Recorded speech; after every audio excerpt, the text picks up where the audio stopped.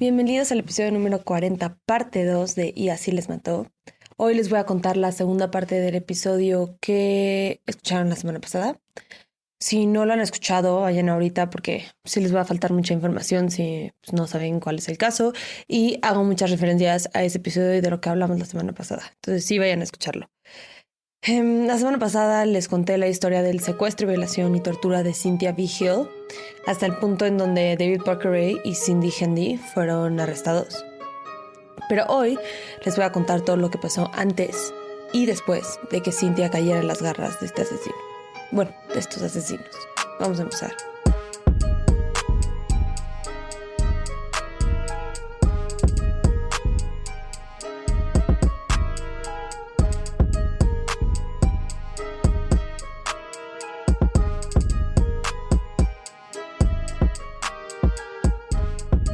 Empezamos el episodio pasado con que Cindy Hendy estaba empezando a colaborar con la policía otra vez.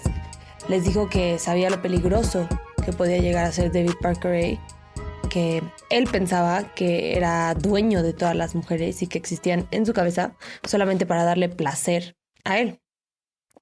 También les dijo que David Parker Ray llevaba cometiendo este tipo de crímenes como 40 años y que le había contado la historia de su primer asesinato. Según Cindy Hendy, él le había dicho que tenía como 18 o 20 años la primera vez que tomó la vida de alguien. Le contó que había secuestrado a una niña, la escogió por coincidencia, que por lo que pude entender seguía en la escuela, entonces yo calculo que probablemente tenía entre 15 y 18 años, pero no puedo estar segura. Después la amarró a un árbol, la violó, golpeó y estranguló. Y dijo que toda la experiencia la había disfrutado y había derivado inmenso placer de todas las cosas que hizo, incluyendo el asesinato. Aún sabiendo todo esto, ella decidió empezar una relación con él. Después de matar por primera vez, decidió establecer un método para que no fuera descubierto. Y es cuando empezó a enfocarse en trabajadoras sexuales, porque sus desapariciones no llaman mucho la atención en muchos casos. En algunos casos, por ejemplo, estas mujeres no tienen familia o amigos que se den cuenta rápidamente que están desaparecidas o que se den cuenta en lo absoluto. Entonces, ya lo he mencionado en otros episodios, es la razón por la que muchos asesinos siguen esta victimología. Y estaba buscando mujeres que a él se le hicieran atractivas. Normalmente le gustaban las mujeres asiáticas o latinas, que de por sí son minorías ignoradas y poco protegidas por la sociedad, especialmente en un lugar como Estados Unidos, en donde hay mucho racismo. Pero pues bueno, antes de vivir en el Elephant Butte, vivía en otro pueblo en Nuevo México llamado Fence Lake. Aquí tenía una granja y criaba vacas. Ese era un pueblo aún más chico que Elephant Butte. Este era como de 50 personas en ese momento. Y cuando estaba ahí, el FBI lo entrevistó en conexión con la desaparición y asesinato de varias mujeres en el área. Y habían llegado hasta él porque alguien le había dicho a la policía que él estaba involucrado con un grupo que traficaba mujeres y las mataba. Cuentan las malas lenguas que esta pista se las dio nadie más ni nadie menos que su hija, Jean Ray, a la que le decían Jessie Ray. No había ningún tipo de evidencia concreta y la investigación del caso que estaba construyendo el FBI acerca de este círculo de que estaban traficando mujeres, no llegó a mucho, entonces llegó a un alto abrupto.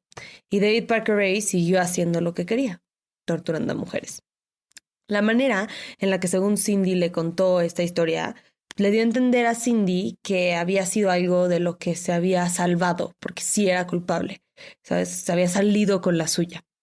Que obviamente pues no nos sorprende a ninguno de los que estamos escuchando esto. Si escucharon especialmente el primer episodio, pues no es nada sorprendente.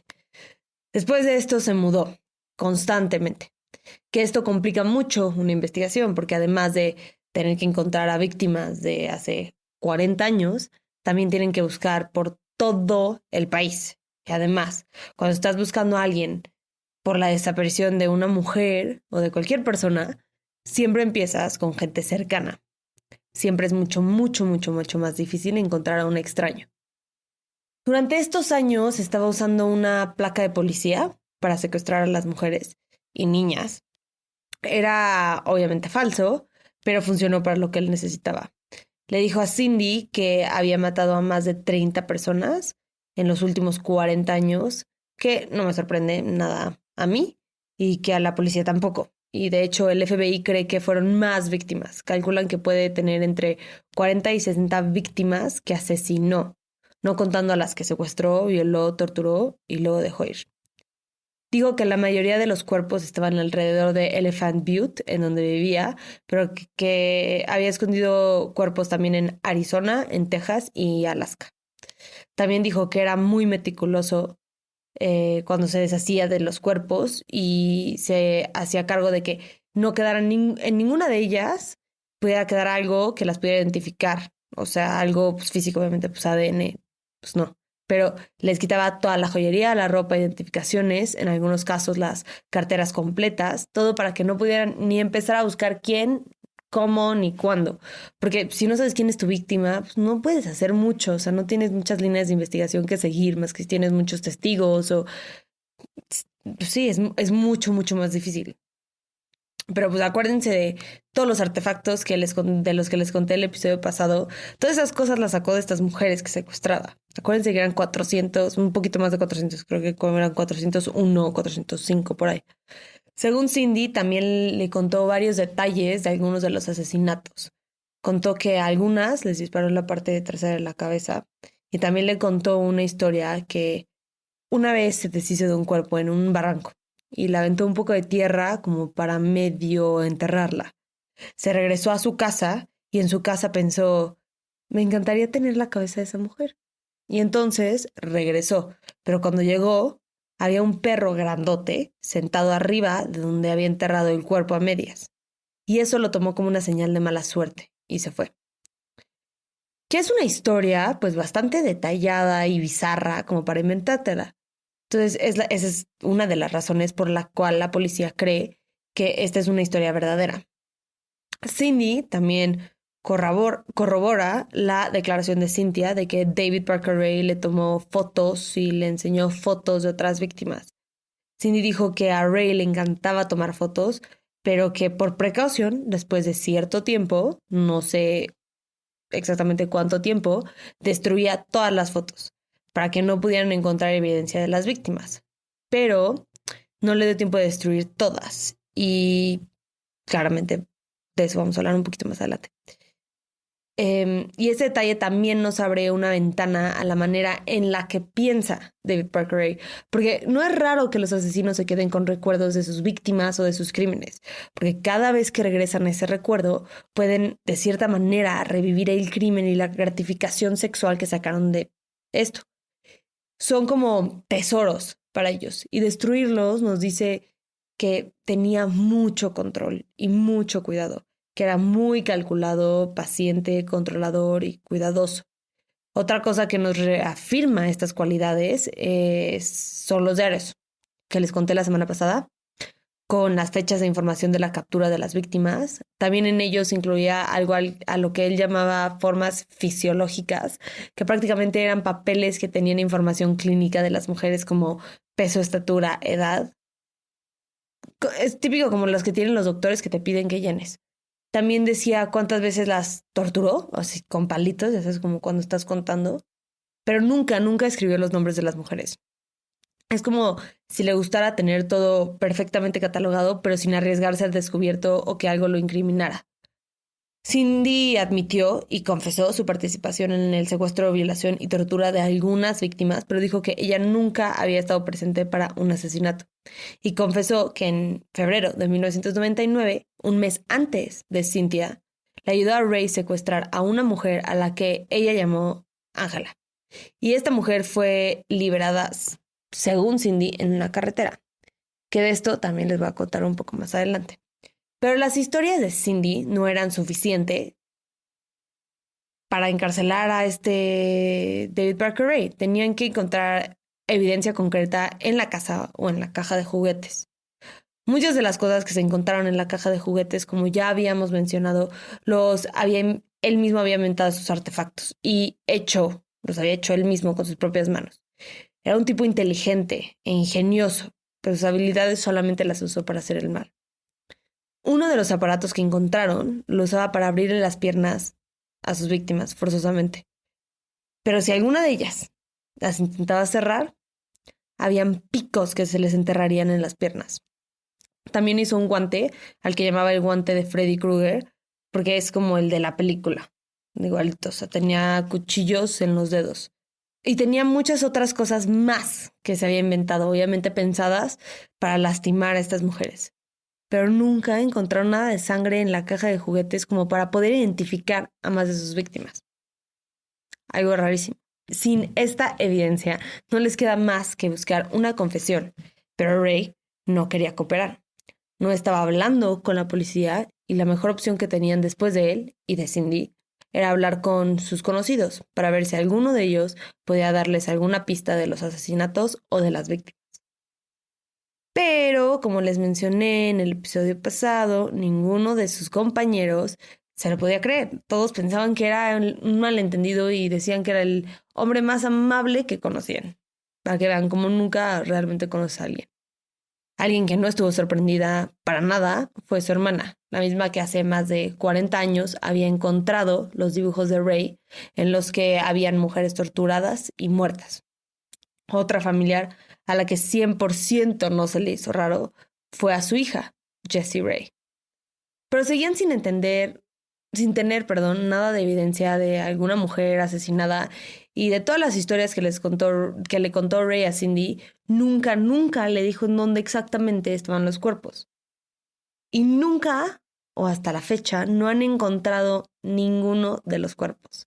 Parte de esto era porque vivía cerca del Parque Nacional Elephant Butte con mucho terreno que cubrir. Obviamente es muy difícil registrar todos los metros de este lugar, de estas propiedades. En Elephant Butte vivía también cerca de uno de los lagos más profundos en Estados Unidos, que también fue muy difícil de registrar por completo. En algún punto sospecharon que le daba de comer los restos de sus víctimas a sus puercos cuando tenía la granja. Obviamente no hay manera de comprobar esto y cada vez que tenían la policía un hilo del que tirar, rápidamente se acababa. Pero cuando sale a la luz su detención y un poco de los crímenes por los que lo estaban investigando, los medios se volvieron locos. Había muchísima atención nacional del caso y gracias a esto una de sus víctimas habló con la policía. Esta mujer era Angélica Montano. Había vivido en Verdad y Consecuencias y frecuentaba muchos lugares a los que Cindy también iba. En total la tuvieron 4 días, la violaron y golpearon repetidamente. Le dijo a las autoridades que rogó por su vida y les dijo que les dijo a Cindy y a Ray que tenía un hijo pequeño al que tenía que cuidar. Y Cindy, al parecer, le tuvo un poco de piedad después de escuchar esto, porque Cindy convenció a Ray que la dejara ir. Esta fue la mujer que dejaron al lado de la carretera. Y, de hecho, la recogió un policía que no estaba trabajando ese día. Y ella le contó toda la historia, todo lo que le había pasado. Y a él se le hizo una historia tan increíble, o sea, literal no creíble, tan horrorosa, que pensó que era una mentira. Así que nunca lo reportó. Pobre mujer que se tuvo que esperar a que los arrestaran y que tuviera más víctimas para que le creyeran. Pero, pues así pasa mucho, la verdad. Pero la existencia y experiencia de Angélica es confirmación para la policía de que hay más víctimas. Y obviamente tienen otra testigo y víctima, que para el juicio pues obviamente es muy importante porque es un caso mucho más fuerte. Y en este momento es en el que deciden publicar una foto y parte de un video, que esto es lo que les dije que iba a regresar, que no destruyó todas las fotos y todos los videos, en el que sale una mujer con un tatuaje de un cisne.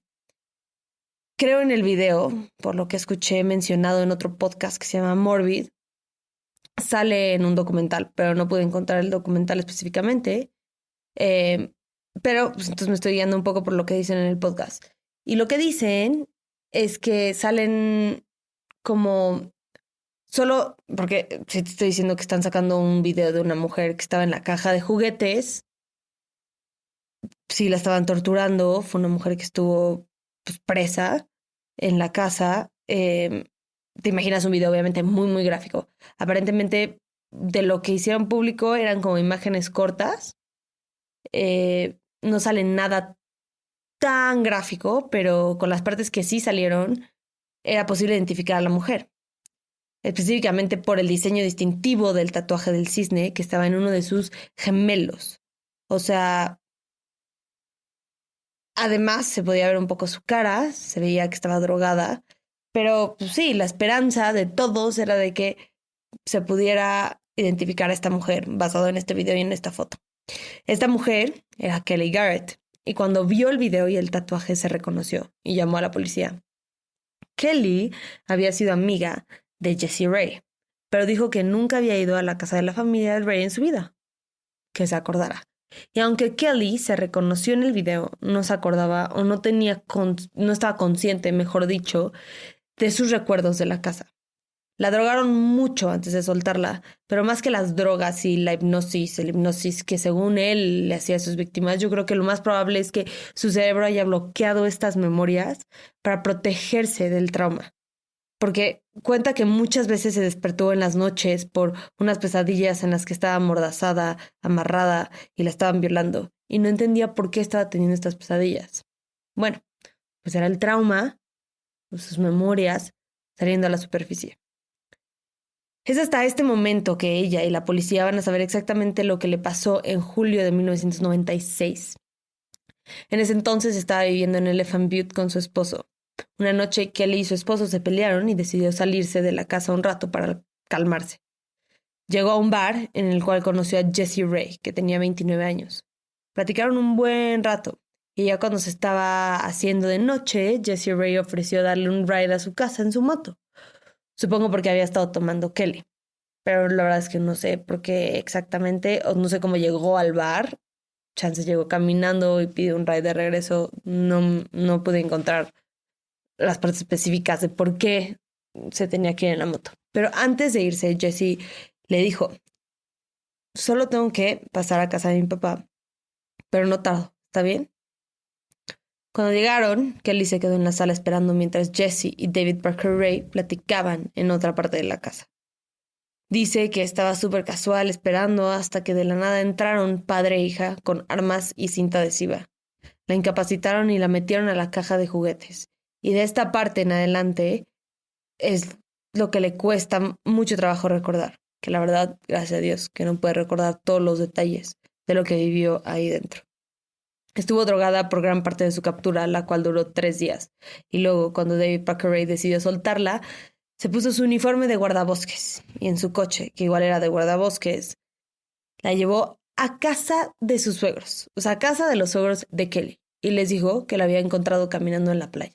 Que aquí hay mucho que decir acerca del poder de un uniforme, porque te apuesto a que si hubiera sido alguien vestido con ropa normal, sí lo hubieran investigado pero el uniforme da algo de credibilidad, y por eso él, que era tan cuidadoso, se sintió suficientemente cómodo dejándola él mismo en casa de su familia. Pero el uniforme, aunque queramos creer en su honestidad, pues no es verdad en todos los casos. En el 2019, en Estados Unidos, por lo menos 85,000 policías fueron investigados o disciplinados por alguna queja en su contra, desde robos, mentiras, venta de drogas, manejar borrachos o borrachas y hasta abuso doméstico. En la Ciudad de México, solamente en el 2021 se recibieron 1,900 denuncias contra la policía, clasificados como actos contra la integridad física y violaciones a la libertad personal. Incidentes como que incluyen detenciones ilegales, torturas y amenazas de muerte, según el New York Times. Y esto es solo en un estado y solamente las denuncias reportadas, que sabemos que no son todas en realidad. Así que no se confíen de alguien solo porque tiene puesto un uniforme. Si algo no les vibra bien o ven algo extraño, confíen en su intuición. Kelly nunca reportó el incidente porque no sabía si había sido real o no. Se convenció de que había sido un sueño por todas las lagunas mentales que tenía y porque seguramente su cerebro reaccionó de una manera en donde era más fácil creer que fue ficción que enfrentar la realidad. Ahora, este crimen nos dice que Jessie Ray era cómplice de su papá. Por lo menos un crimen. Pero ¿se acuerdan de la cinta que grabó, de la que les conté en el episodio pasado, de las instrucciones que le ponía a sus víctimas? Bueno, si se acuerdan, esa la grabó en 1993. Y en la cinta menciona a una amiga que la ayuda. Esta mujer obviamente era Cindy en 1999, pero la pregunta ahora es, bueno, preguntas, porque son muchas, es ¿cuánto tiempo fue su cómplice Jessie Ray? Si es que Jessie Ray era la amiga a la que originalmente se refirió en la cinta. Y si no es Jessie Ray, ¿quién más era? Ahora, obviamente que hayan sido cómplices en ese tipo de crimen, también en la cinta, porque en la cinta especifica que la mujer que está con él también la va a violar a la prisionera y la prisionera va a ser forzada a hacerle cosas, favores sexuales a la mujer. Si lo estaban haciendo juntos, yo diría, y eso es mi opinión nada más, que las probabilidades de que hubo algún tipo de incesto entre el padre y hija, pues yo creo que son muy altas. Pero esto no hay confirmación. Arrestaron a Jessie Ray después de que agentes policiales escucharon la historia de Kelly. Y el 6 de abril de 1999, justo antes de que anunciaran los cargos oficiales en su contra, Cindy ofreció más información al fiscal a cambio de una sentencia reducida en su caso. En esta negociación accedió a testificar en contra de David Parker Ray en el juicio y dijo que los pocos meses que estuvo viviendo con él lo ayudó a secuestrar y violar a varias mujeres. Todas estaban en pueblos o ciudades cercanas y que dejaron ir algunas, pero que a las demás las mató. Dijo que ella sabía de al menos 14 mujeres a las que él había matado en los 8 meses que estuvieron juntos y que él le había dicho que las escondía en el parque de Elephant Butte, que es enorme, como ya les había dicho, pero para que tengan una idea, tiene 14.569 hectáreas. No se pueden registrar, o sea, es imposible registrarlo todo.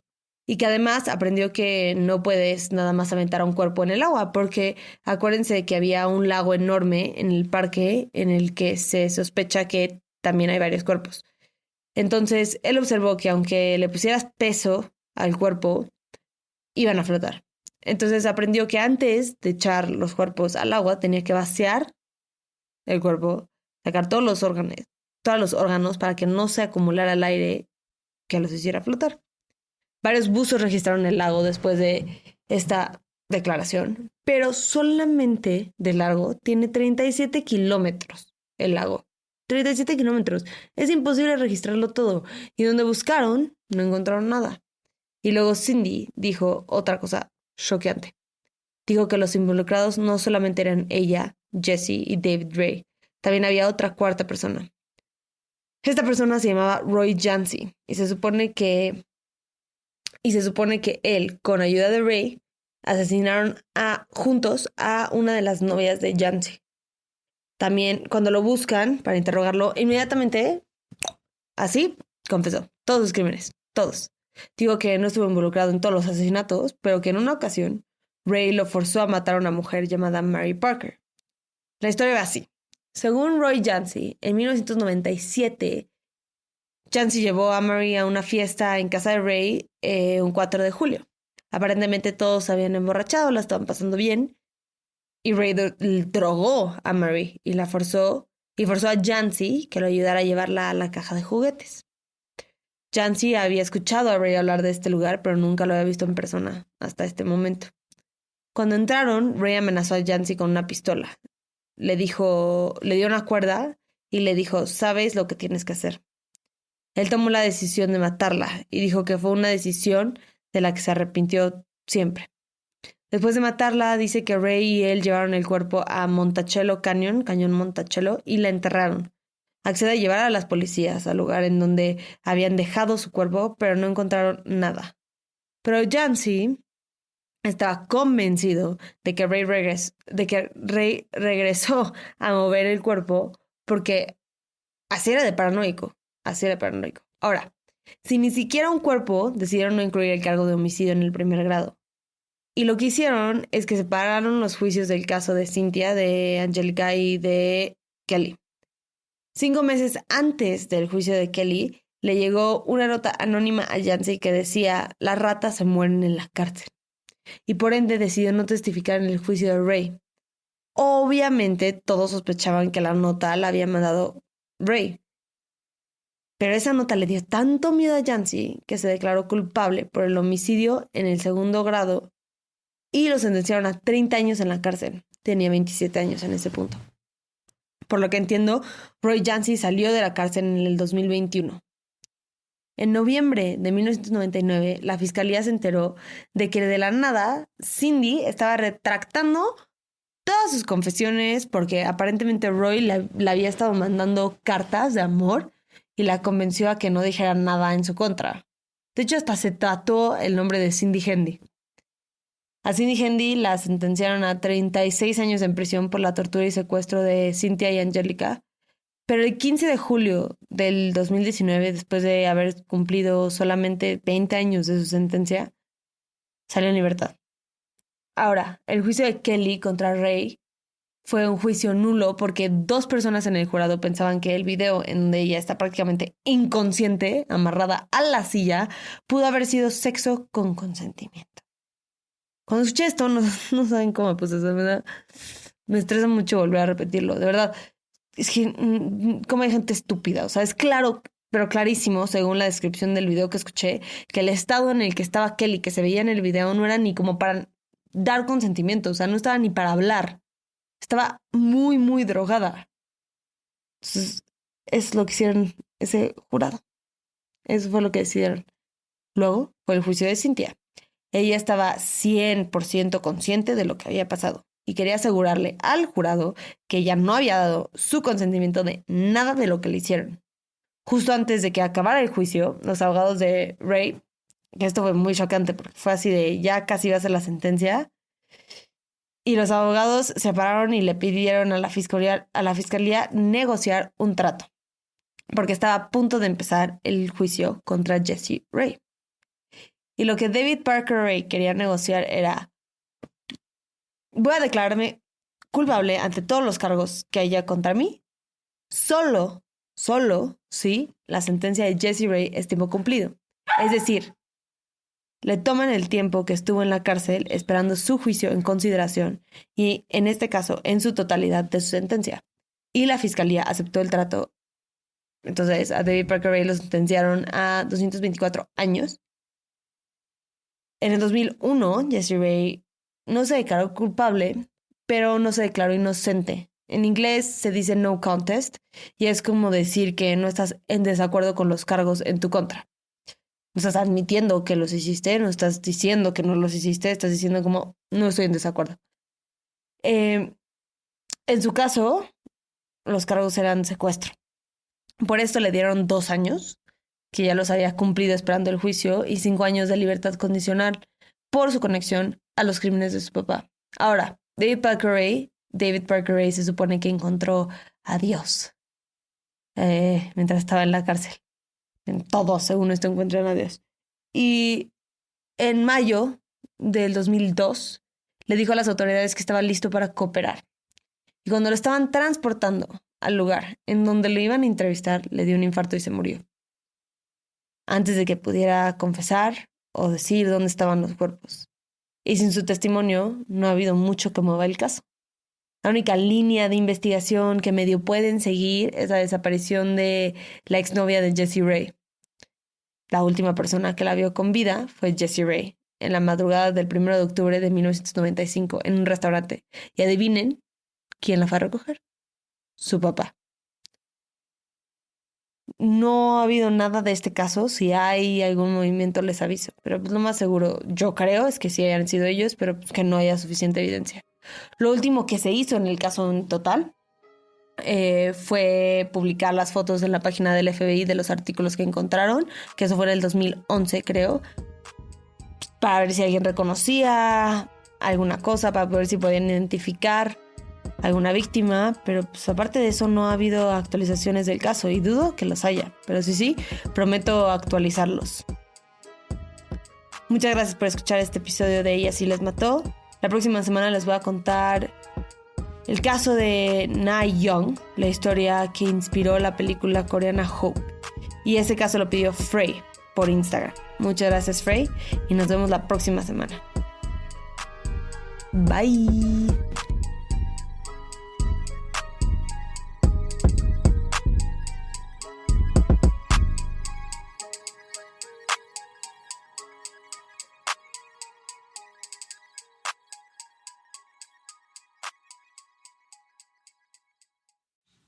Acuérdense que nos pueden encontrar en redes. Nuestro Instagram es YALM Podcast, nuestro Twitter es YALM Pod y nuestra nueva página de Facebook es YALM Podcast, en donde se encuentra el grupo Investigadores YALM. En este grupo vamos a estar teniendo discusiones respecto a los casos que vemos semana con semana, así que ahí lo pueden checar. Gracias, bye.